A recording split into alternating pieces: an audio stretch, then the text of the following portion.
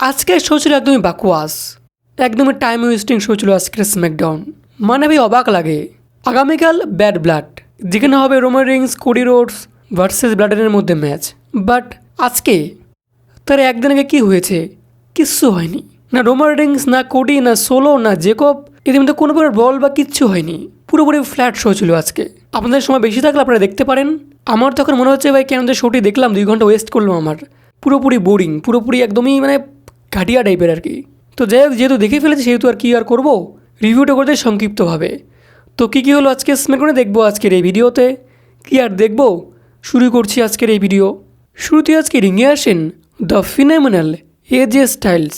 তিনি প্রোমো করতে শুরু করেছিলেন।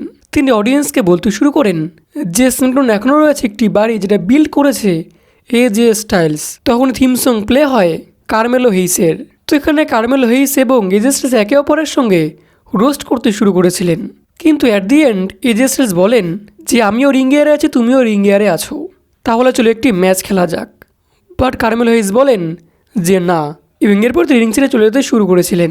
বাট তখনই থিম সং প্লে হয় এলে নাইটের। তিনি এসে বলেন আমি চাই একটি ম্যাচ হোক কারমেলো হেইস এবং এজে স্টাইলসের মধ্যে, আর যদি কারমেলো হেইস এজেকে বিট করতে পারে তাহলে সে আমার সঙ্গে ম্যাচ হবে ইউএস চ্যাম্পিয়নশিপের জন্য। তো এরপর শুরু হয় সেই ম্যাচটি এজে স্টাইলস এবং কারমেলো হেইসের মধ্যে। এবং এই ম্যাচে এজে স্টাইলস ইনজুর্ড হয়ে পড়েন, তার হাঁটুতে আঘাত লেগে যায় আর তাকে ম্যাচ থেকে ডিসকোয়ালিফাই করে দেওয়া হয়। আর সিকিউরিটি গার্ড এসে নিয়ে যায় এজে স্টাইলসকে আর জয়লাভ করিয়ে দেওয়া হয় কারমেলো হেইসকে। বাট তিনি সেলিব্রেশন করবেন তখন চলে আসেন আরও একবার এলে নাইট। তিনি সে বিএফটি মারেন কারমেলো হেইসকে। তো সেলিব্রেশন করতে পারলেন না আজকে কারমেলো হেইস জয়লাভ করার পরেও। এরপর দেখানো একটি ম্যাচ মিচিন ভার্সেস চেলসি গ্রিনের মধ্যে। আর এটি ছিল একটি ডামস্টার ম্যাচ।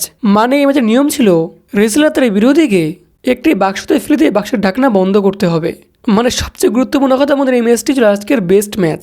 এবং এখানে অনেক কিছু ইউজ করা হয়েছিল, ড্রাম, টেবিল প্রভৃতি। বাট এই ম্যাচে চলে আসেন পাইপার নিভিন। তিনি এসে হেল্প করেন চেলসি গ্রিনকে।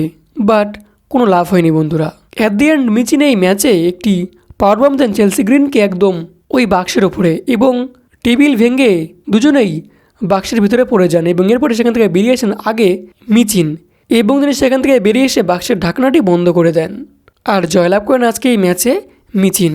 এরপর দেখানো হয়েছে একটি প্রোমো নায়া জ্যাক্স এবং বেলির মধ্যে।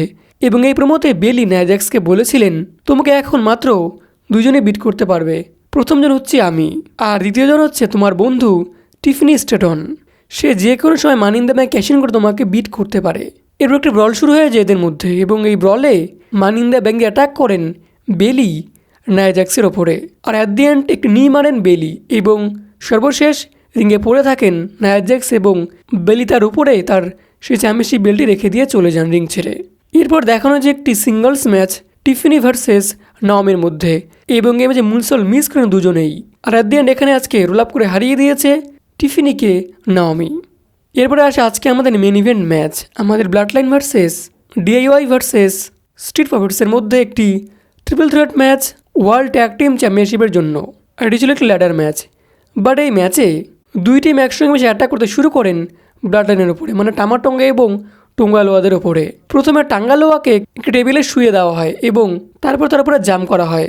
আর কিছুক্ষণ পরে আবার টামাটোঙ্গাকে একটি পারণ দেওয়া হয় অ্যানাউন্স টেবিলের উপরে, এই সকলে মিলে আর কি। কিন্তু অ্যাট দি এন্ড ডিআইওয়াই এবং স্ট্রিট প্রফিটস ল্যাডারে উঠে চ্যাম্পিয়নশিপ পাতে চেষ্টা করেন। বাট তখন সেখানে চলে আসে টুঙ্গালোয়া। তিনি এসে মই থেকে ফেলে দিয়েছেন দুজনকেই, এবং এরপরে টুঙ্গালোয়া পেরে নেন সেই ট্যাগ টিম চ্যাম্পিয়নশিপ। আলমবরি আজকে জয়লাভ করেছেন টিম ব্লাড লাইন। তো এই ছিল আজকের এই ভিডিও, আজকের স্ম্যাকডাউন। কেমন লেগেছে কমেন্টে অবশ্যই বলতে ভুলবেন না। অনেক অনেক ধন্যবাদ আজকের এই ভিডিওটি শেষ অবধি দেখার জন্য। Thanks for watching.